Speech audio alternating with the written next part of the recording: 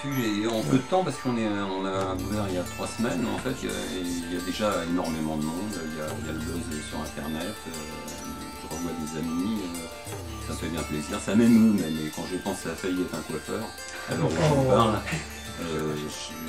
j'ai réagi aussitôt, j'ai dit il n'y a pas de bazar, on la rachète. Voilà.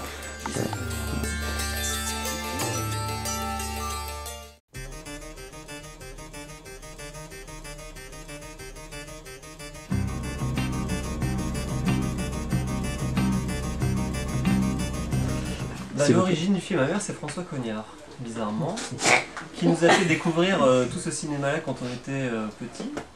Et il a planté des espèces de graines comme ça dans notre corps qui ont ressurgi dans un scénario qui est amer. Et donc en fait c'est un peu son bébé d'une certaine manière. C'est ma création, absolument. Voilà. Donc c'est un peu ça l'origine, mais il y a aussi bien sûr voilà. Et donc voilà, ça c'est un peu la boucle qui est bouclée au niveau du travail avec le producteur. À la base, c'est la deuxième partie du film qui était en court-métrage et qui s'inspirait plus du Pinku. Et après, en termes esthétiques de certains Djali comme L'étrange juif de Madame Ward ou Les 7 orchies détachées de sang. Et où il y a toutes ces femmes, le personnage de la mère pour nous, avec son chapeau rouge, ça nous est pensé directement à La queue du scorpion avec le générique début qui est incroyable sur le chapeau de la femme de dos. Et donc c'est un peu ce genre de femme, Madame Ward et tout ça. Et donc après, comme on ne pouvait pas étirer ce segment sur la longueur, on s'est dit on va faire une première partie, donc c'était la découverte du désir, du corps et de la sexualité pour une adolescente. Et là après, on a décidé de faire une première partie sur l'enfance où on se dirigeait plus vers le gothique italien en partant sur la goutte d'eau, en faisant une espèce de version free jazz de la goutte d'eau. Et la troisième partie, l'âge adulte, donc plus giallo, où on s'inspirait de ces femmes un peu comme Florinda Volcan dans Woman in a Lizard Skin ou Madame Ward, qui ont un univers fantasmatique un peu torturé. Voilà.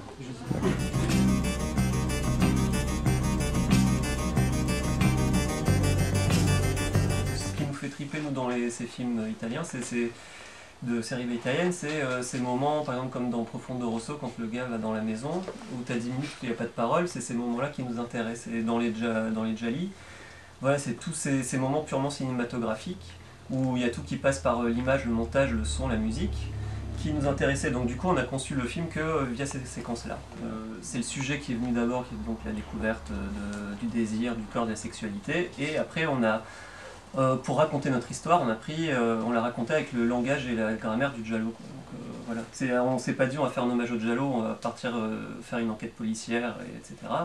On a dit on a ce sujet-là et la meilleure manière d'en parler pour nous, c'est le giallo. Voilà. Mais à la base, il n'y avait aucun dialogue. C'est-à-dire il y avait très peu de dialogue, 15 dialogues dans les premières versions du script. Donc ça n'a jamais été conçu après coup.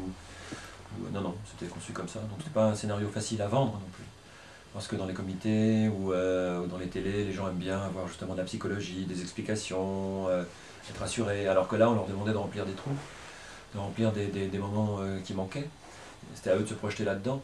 Donc c'est déjà pas simple de lire un scénar. Donc de lire un scénar ultra pas classique comme celui-là, c'était compliqué pour certains, c'est vrai.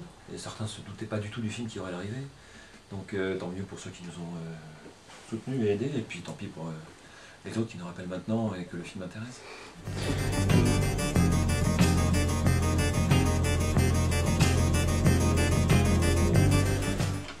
On est parti sur un budget et puis en essayant de compléter le financement, on s'est aperçu qu'on n'aurait pas, donc on a beaucoup baissé.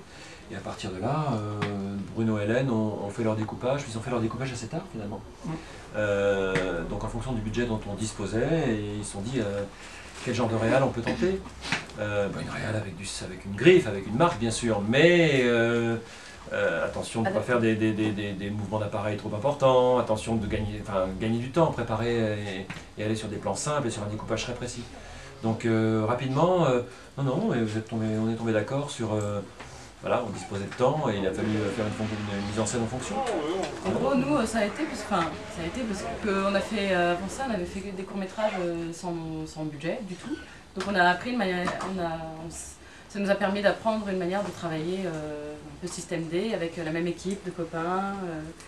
Et donc du coup, voilà, et on a compris que le seul moyen de faire un film avec peu d'argent, c'était la prépa, qu'il fallait surtout pas sous-estimer. Et donc on a travaillé comme des fous pendant 9 mois.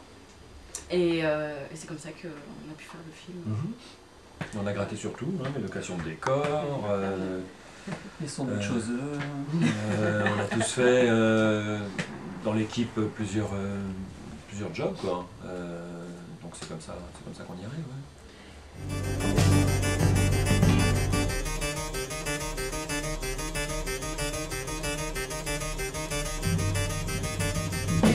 Ça nous fait mal au cœur, mais vas-y François, vas-y. À toi la patate chaude. Gros combat, on a essayé de contrôler au mieux tout ce qui accompagnait le film, de son affiche qui est là, jusqu'à la presse, mais la distribution et surtout le monde de l'exploitation nous échappe un peu. C'est des gens qui décident en province, qui voient le film et qui jugent que c'est un film exploitable ou pas.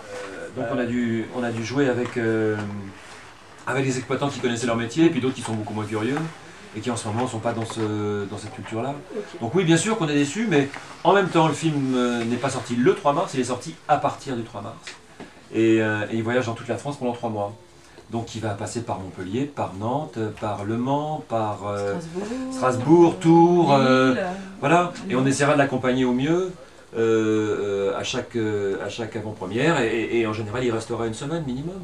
Donc voilà, on fait old school, comme le cinéma bis sortait autrefois finalement. Moi j'ai vu l'Argento à Tours où je vivais 2, 3, 4 semaines après leur sortie parisienne. Qui étaient de toute façon des sorties assez réduites, je me trompe pas Jean-Pierre? Oui, c'est pas des films qui sortaient... Non, parce qu'à l'époque il y avait des catégories de salles, chose qui n'existe plus du tout maintenant.